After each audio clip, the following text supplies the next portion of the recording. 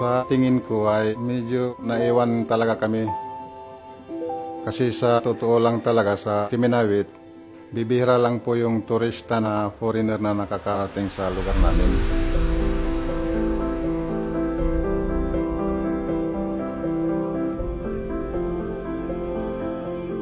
Ako si Mariano Balidor, nakatira sa Kiminawit, El Nido, Palawan. Pag may fishing activity po na tinatawag kami galing sa mga resorts, yun po ay malaking kaalwanan na sa amin. Ang naibibigay naman namin sa mga turista ay iba yung kasiyahan.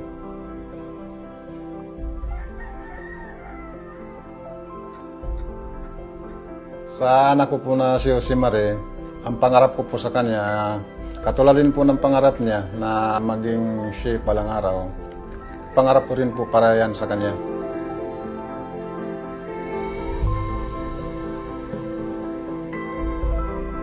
Mataas talaga ang pangarap niya sa larangan ng pagluluto. Sa pamumuhay po namin, nakikita ko rin na mayroon ding pag-asinso. Ang pangarap ko sa komunidad namin, sana nga lahat po ng mga nakatira sa Sitio Kiminawit ay magkaroon ng magandang trabaho at magandang pong nabuhay.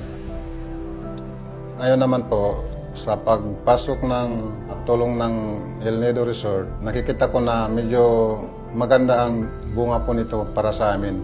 Kasi nga po may mga naibibigay silang programa na nakakatulong ng malaki sa aming kabuhayan.